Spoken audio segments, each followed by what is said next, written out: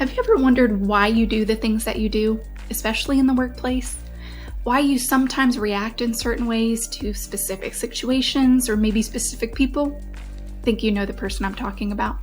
Well, I have a powerful tool that can help you unravel these mysteries. It's called the Enneagram. And in this video, I'm going to show you how you can unlock your true potential as a manager or a leader of a small team by using this very helpful tool. So let's get started. Hey, I'm Kelsey Taylor with the Working Enneagram, and in today's video, we are going to talk about that set of core fears and those deep desires that shape our decisions, our behaviors, and our entire leadership style.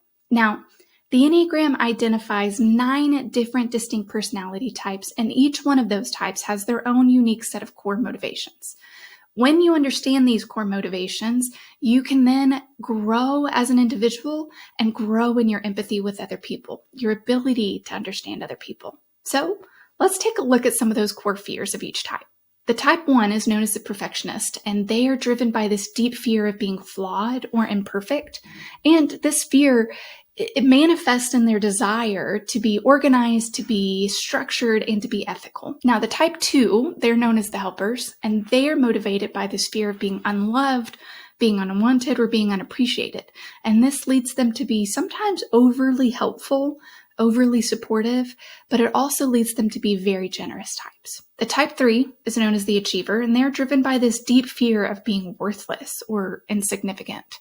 Now, this fear actually fuels their ambition, it fuels their drive, and it fuels their focus on success. So in the workplace, they are often the high achievers, and they're always striving to outperform themselves, outperform others, and earn some recognition. Type 4s are known as the Individualist, and they are motivated by this fear of being ordinary or mundane or just like everybody else.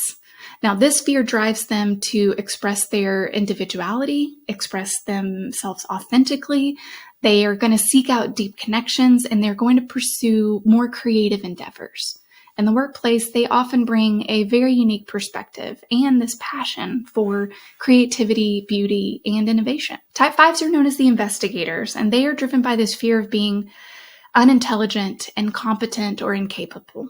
And this leads them to find security in information and data and objectivity. In the workplace, they are going to work to be intelligent, to be capable, to be informed, and they're going to work to be extremely self-sufficient. The type 6 is known as the Loyalist, and they are motivated by a fear of uncertainty, an insecurity, or a lack of support. And this drives them to seek out safety and support, usually in authority figures.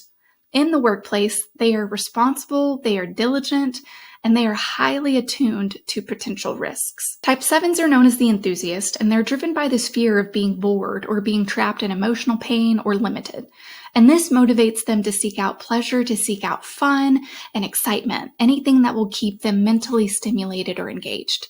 In the workplace, they tend to be very energetic, creative, and optimistic. Type 8s are known as the Challenger, and they are motivated by a fear of being controlled by others or being harmed or being blindsided.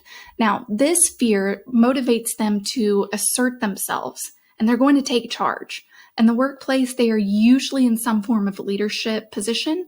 They're very confident, very decisive, and they do not mind to speak their mind. So you usually know where they stand. Type 9s are the Peacekeepers, and they are driven by this fear of engaging in conflict because they believe that if you engage in conflict, that's going to lead to disconnection. And that prompts them to seek out harmony and to seek internal peace of mind and external peace in the workplace. They are typically very accommodating, extremely supportive, patient listeners, and they seek to be inclusive of everybody.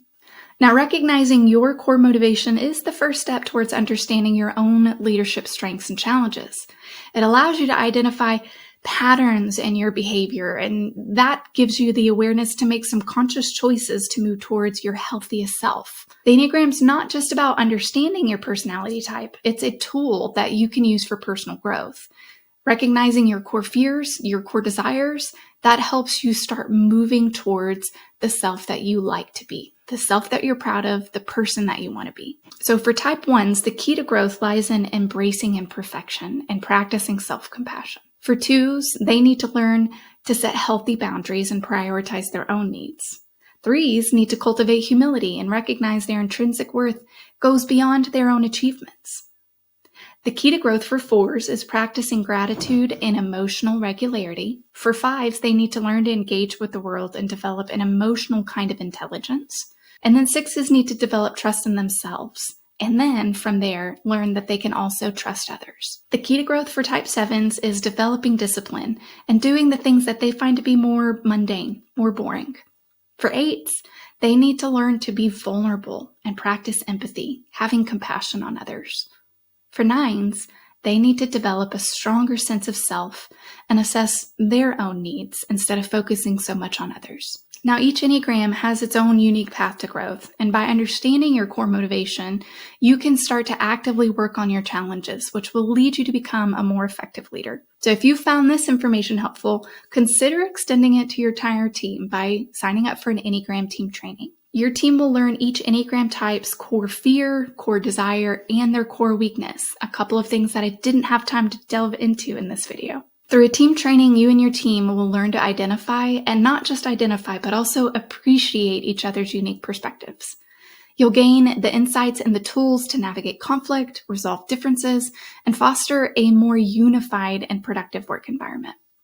Well, that's the best I have for you today. I can't wait to see you in the next video.